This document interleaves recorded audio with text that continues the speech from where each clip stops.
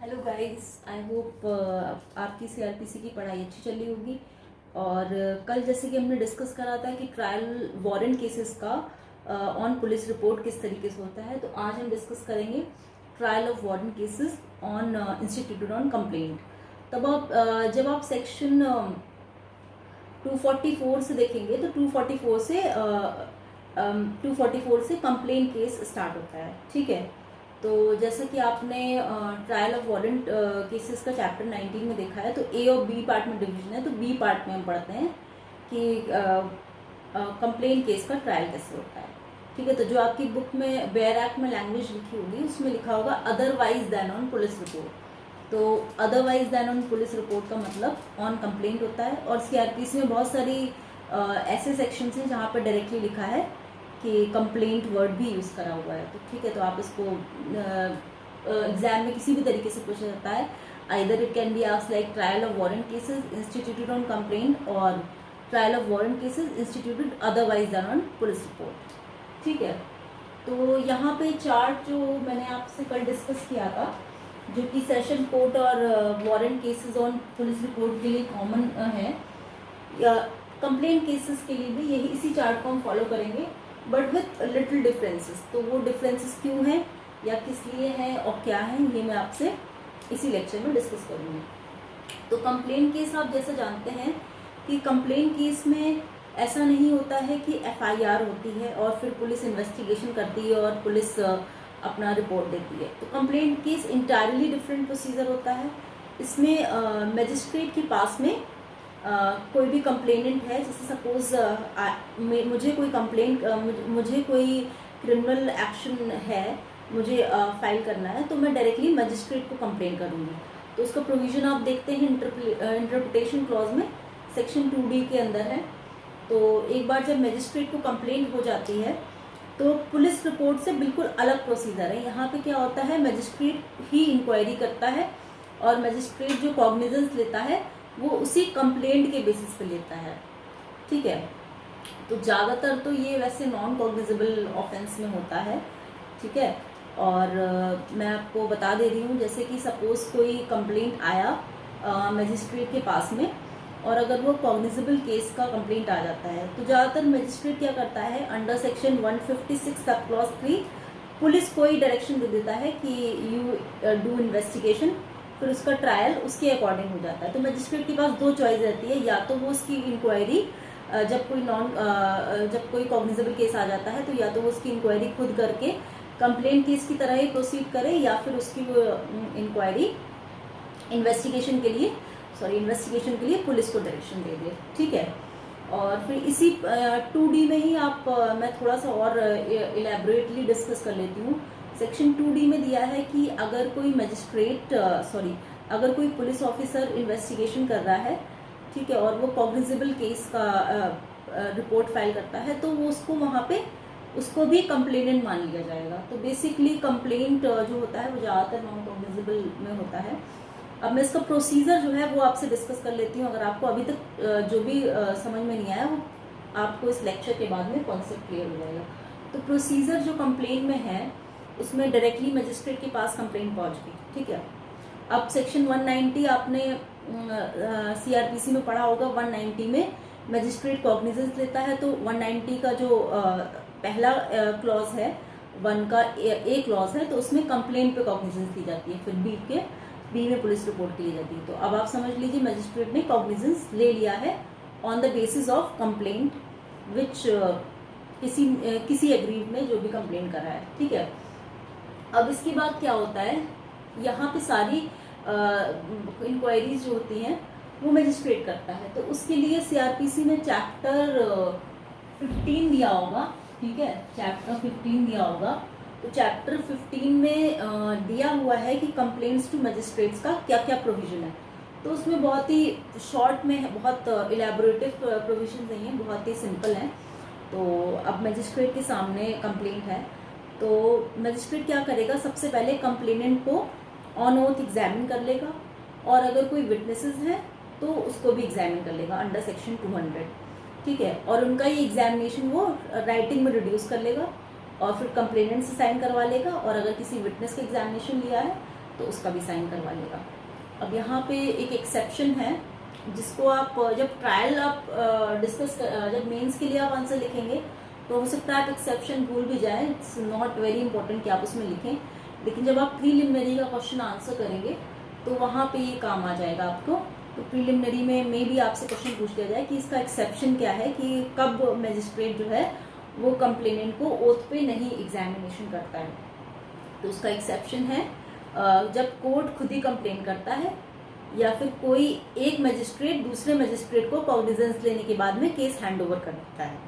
ठीक है, इसका रीजंस जो हैं ये मैं आपको बाद में एक्सप्लेन कर दूंगी डिटेल में, पर अभी मैं शॉर्ट में आपको, क्योंकि हमें ट्रायल में प्रोसीड करना है इसलिए मैं आपको शॉर्ट में डिस्क्राइब कर देती हूँ। क्योंकि जब कोर्ट खुद ही कंप्लेनेंट होता है, सपोज कोई फॉल्स एविडेंस के लिए कोर्ट के पास में प्रोसीडिंग है, तो अगर कोर्ट खुद ही कंप्लेनेंट होता है तो वहाँ पे ज़रूरत नहीं होती कि उसका examination on oath in writing on oath किया जाए। ठीक है, और दूसरी चीज़ है जब एक मजिस्ट्रेट दूसरे मजिस्ट्रेट को 192 में I will be discussing with you जब मैं आगे टॉपिक्स पढ़ाऊंगी, तो 192 यहाँ पे बस इतना रेलिवेंट है जो मैं आपको एक्सप्लेन करने जा रही हूँ। 192 में क्या होता है कि एक मजिस्ट्रेट ज़्यादातर होता है CGM कॉग्निजेंस लेने के बाद दूसरे मजिस्ट्रेट को केस हैंड ओवर कर देता है। तो क्योंकि वो अपना कॉग्निजेंस पहले ले चुका होता है तो यहाँ पे ज़रूरत नहीं होती है ऑन ओथ एग्जामिनेशन की अंडर सेक्शन 200 ऑफ CRPC। ठीक है, तो जब कंप्लेन केस होगा तो पहली चीज़ क्या होगी, 2D में कंप्लेंट हो जाएगी और फिर सेक्शन 200 में examination of witnesses on oath होगा, और sorry examination of complainant on oath होगा, और अगर कोई विटनेस होगा तो उसका भी ओथ हो जाएगा। अगर सपोज विटनेस नहीं है तो फिर कोई बात नहीं है। अब हम आते हैं section 202, this is also very important. अब कंप्लेनेंट का तो ओथ हो गया है, लेकिन नेक्स्ट स्टेप मजिस्ट्रेट के पास में यही होता है कि जिसने ऑफेंस कमिट किया है, यानी कि जो एक्यूज है जिसके ऊपर इल्ज़ाम है, उसको या तो समन्स भेजा जाए या वारंट भेजा जाए, उसको बुलाया जाए ताकि केस आगे बढ़े। तो इसमें बहुत ही इंटरेस्टिंग प्रोविजन है सेक्शन 202। इसमें क्या होता है, इशू ऑफ प्रोसेस को पोस्टपोन कर दिया जाता है। मतलब कि जिस एक्यूज को बुलाना है ट्रायल के लिए उसको पोस्टपोन इसलिए प्रोविजन इसमें, ताकि मजिस्ट्रेट पूरी तरह से सेटिस्फाई हो जाए कि कहीं फॉल्स केस तो कंप्लेनेंट नहीं बना रहा है एक्यूज के अगेंस्ट, कहीं कोई कॉन्स्पिरेसी तो नहीं है कि कोई रंजिश में उसके लिए केस बना रहा है और एक्यूज ने क्राइम किया ही नहीं है। तो इसीलिए मजिस्ट्रेट पूरी तरीके से इंश्योर करता है।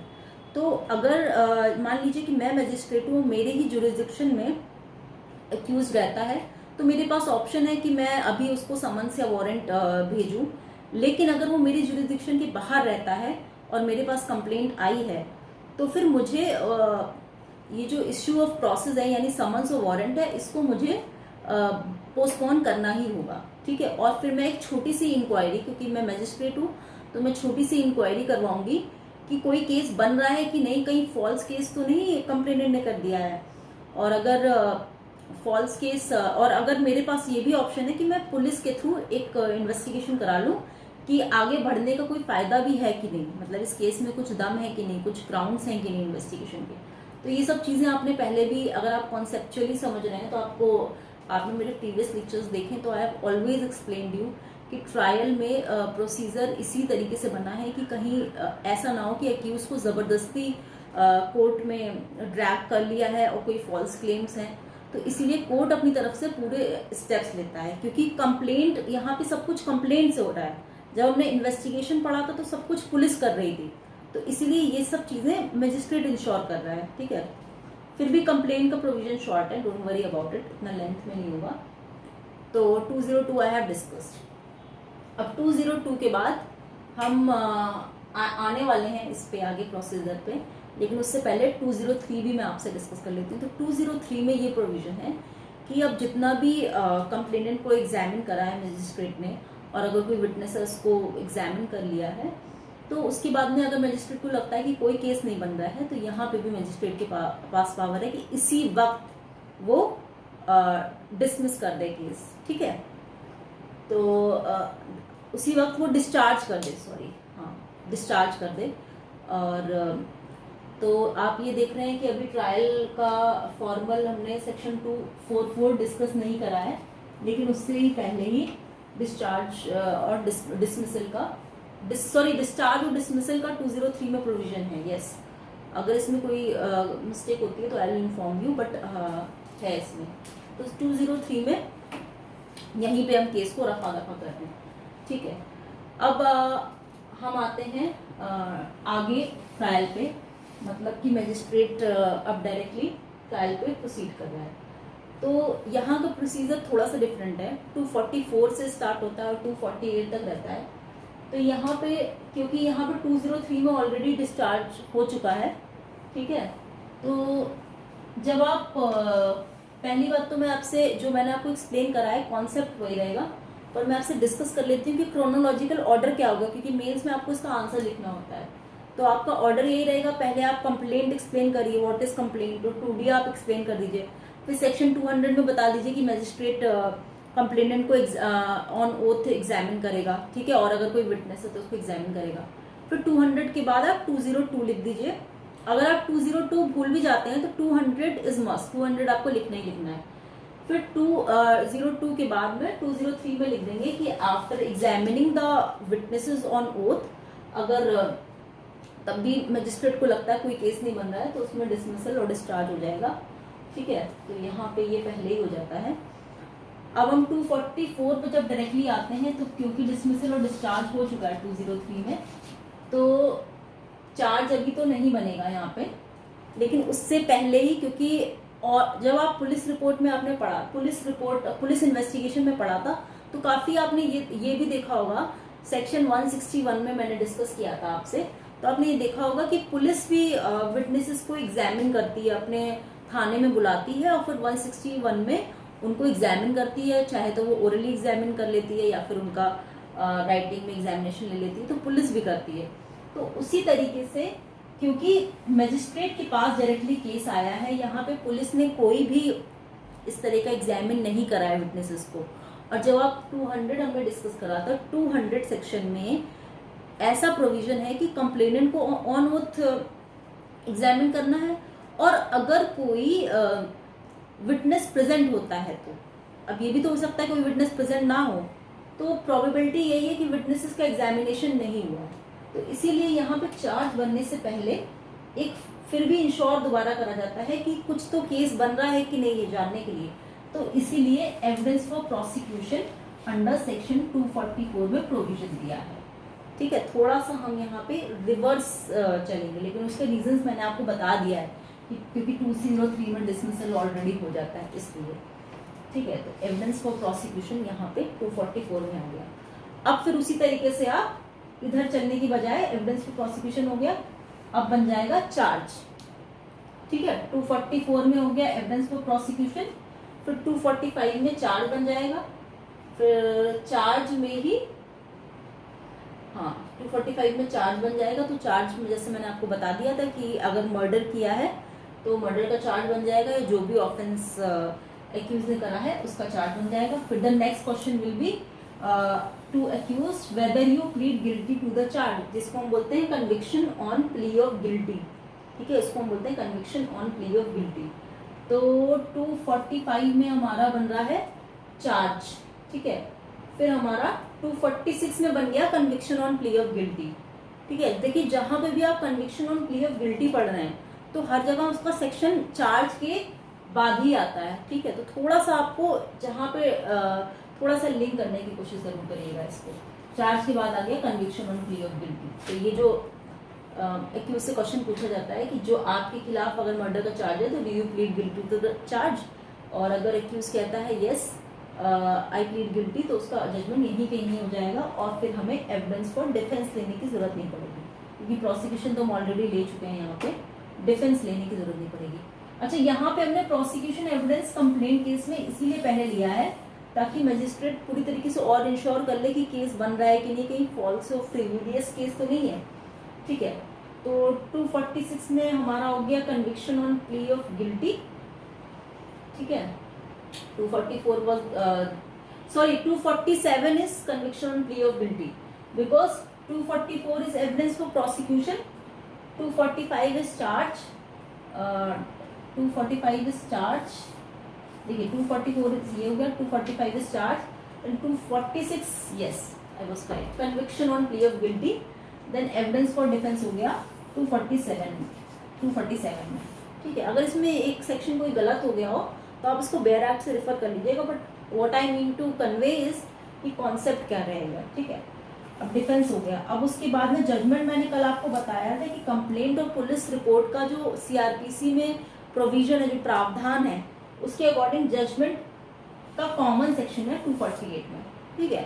अब जब ये सारे स्टेप हो गए हैं, फॉर्मेलिटी जो होनी थी, सारा ट्रायल का एविडेंस हो गया है, तो जजमेंट के लिए कोई अलग से अलग अलग जगह लिखने की ज़रूरत नहीं थी लॉ मेकर्स को, तो इसीलिए 248 एक कॉमन बना दिया है।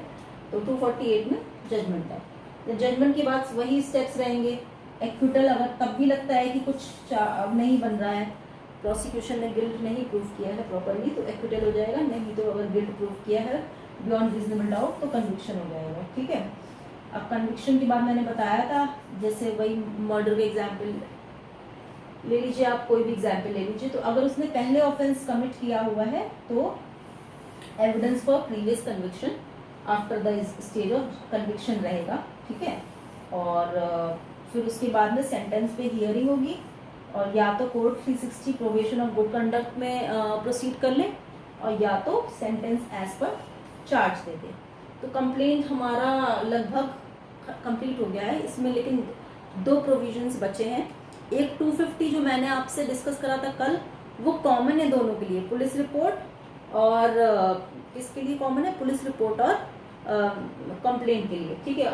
जैसे जजमेंट का एक में बना है, वैसे 250 कॉमन है। तो मतलब अगर आपने किसी के खिलाफ, एक्यूज के खिलाफ बिना रीजनेबल कॉज के आप प्रोसीड करते हैं, वारंट केसेस में आप प्रोसीड करते हैं, या तो आप एफआईआर कर देते हैं अगर इंस्टीट्यूटेड ऑन पुलिस रिपोर्ट है, या आप कंप्लेंट कर देते हैं विदाउट एनी रीजनेबल कॉज, तो कोर्ट जो है वो कॉम्पनसेशन देती है, ठीक है। मजिस्ट्रेट कोर्ट कॉम्पनसेशन देती है, तो कॉम्पनसेशन कितना दे सकती है, उतना जितना कि उसका जुरिडिक्शन है उतना कॉम्पनसेशन दे सकती है, ठीक है। फिर इसी में एक प्रोविजन है कि अगर वो कॉम्पनसेशन एक्यूज नहीं दे पाता है तो 30 डेज का जेल में डाल दिया जाएगा एक्यूज को, ठीक है। अब 250 डिस्कस हो गया है। अब 249 इज वेरी इंपॉर्टेंट, क्योंकि प्रिलिमिनरी में भी बहुत बार आ जाता है। तो 249 में ये लिखा हुआ है कि अगर कोई केस कंप्लेंट पे इंस्टीट्यूट हुआ है और वो केस ऐसा है जो कि कंपाउंडेबल है, कंपाउंडेबल हम आगे लेक्चर्स में डिस्कस करेंगे ऑफेंस कंपाउंडेबल क्या होता है। कंपाउंडेबल मतलब एक तरीके से एक्यूज और प्रोसिक्यूशन के बीच में एक एग्रीमेंट होता है कि आप, एक्यूज कहता है कि मैं आपको इतना इतना कॉम्पनसेशन दे दूंगा, पर आप मेरे खिलाफ कार्रवाई को छोड़ दीजिए। तो ऐसा कुछ अगर एक्यूज कह देता है तो पूरी तरीके से एक्विटल हो जाता है। तो ये आप सेक्शन 320 में बाद में पढ़ेंगे। तो मैं आपको 249 एक्सप्लेन कर रही थी। तो यही है कि अगर कोई कंप्लेंट केस इंस्टीट्यूट होता है और जिस दिन हियरिंग होती है उस दिन कंप्लेनेंट एब्सेंट हो जाता है, ठीक है। जिस दिन हियरिंग होती है उस दिन कंप्लेनेंट एब्सेंट हो जाता है, और केस ऐसा है जो कि कंपाउंडेबल है और वो केस कॉग्निजेबल नहीं है, ठीक है। It is not a cognizable offence. तो मजिस्ट्रेट क्या करेगा इसमें, मजिस्ट्रेट डिस्चार्ज कर देगा, यस। तो 249 में मजिस्ट्रेट डिस्चार्ज कर देगा, ठीक है। तो आप देख रहे हैं डिस्चार्ज की कितनी जगह। हाँ, 203 जो मैं आपसे पहले कंफ्यूज हो गई थी, 203 मैंने एक्सप्लेन करा, तो उसमें डिसमिसल है, ठीक है। फिर जो डिस्चार्ज आप पढ़ेंगे वो है वो ट्रायल के दौरान आप पढ़ेंगे, ठीक है। फिर 249 I have discuss with you. 249 में अगर कंप्लेंट की डेट है और तब कंप्लेनेंट प्रेजेंट नहीं है तो तब डिस्चार्ज होगा, अगर ऑफेंस इज लॉफुली कंपाउंडेड और वो कॉग्निजेबल नहीं है तो। अच्छा, ट्रायल में मुझे लग रहा है यहाँ पे जो मैंने आपको एक्सप्लेन करा है, कहीं पे कोई एक स्टेप, कोई एक सेक्शन मिस हो गया है या गलत हो गया है, तो मैं फिर से इसको एक बार टैली कर लेती हूँ। तो 200 से 203 तक जो हमने पढ़ा है, 200 से 203, वो तो पूरी तरीके से सही है। उसके बाद में एविडेंस फॉर प्रोसिक्यूशन पूरी तरीके से सही है, कि 244 में हम कर लेते हैं, ठीक है। 245 यस आई रिमेम्बर कि मैंने क्या स्टेप गलत कर दिया है, ठीक है। एविडेंस फॉर प्रोसिक्यूशन के बाद में यहाँ पे हम मैंने बोला था थोड़ा रिवर्स हम चलेंगे। तो एविडेंस फॉर प्रोसिक्यूशन के बाद में चार्ज नहीं बनेगा, पहले डिस्चार्ज होगा। देखिए अगर आपने प्रीवियस लेक्चर देखा है तो आप तुरंत आप समझ जाएंगे कि चार्ज के पहले हमेशा डिस्चार्ज होता है, चार्ज बाद में बनता है। ठीक है, तो ये स्टेप को तो हमें किसी भी ट्रायल में मिस नहीं करना है। ठीक है, 203 में डिसमिसल है, दैट इज डिफरेंट। और डिस्चार्ज जो ट्रायल के दौरान होता है वो अलग होता है। मतलब कि अगर कोर्ट को लगता है कि कोई एविडेंसेस नहीं बन रहा है तो चार्ज के पहले ही डिस्चार्ज का प्रोविजन है। ठीक है, तो जब हमने एविडेंस फॉर प्रोसिक्यूशन 244 में पढ़ा है, उसी के बाद में 245 में डिस्चार्ज हो जाएगा, फिर 246 में चार्ज बनेगा। फिर यहाँ पे जो कन्विक्शन और प्ली ऑफ गिल्टी है इसका सेक्शन अलग से ही नहीं है शायद, हाँ ये उसी में ही दिया है 246 में।